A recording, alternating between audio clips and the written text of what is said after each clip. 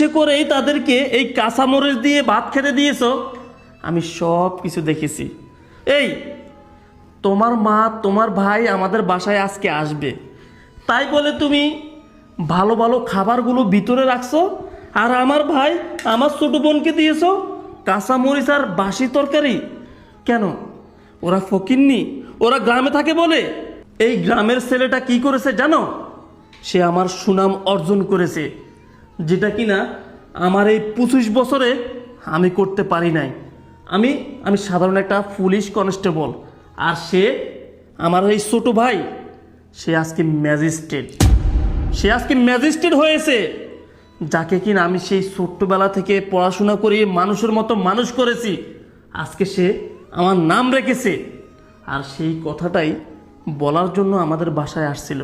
কিন্তু সেটা তো আমি জানি, আমি ওকে বারবার করে বলেছি এই কথা যেন তোমাকে না বলে। এটা এটা আমি আসব, তারপর আমার সামনে বলবে। আর তুমি কি না আমার ছোট ভাই আমার ছোট বোনকে অপমান করতেছ গরিব ছোট লোক ফকির বলে? তোমার যোগ্যতা আছে আমার এই ভাইয়ের সামনে দাঁড়িয়ে কথা বলার?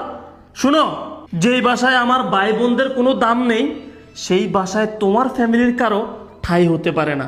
তুমি তোমার মাকে ফোন করে বলো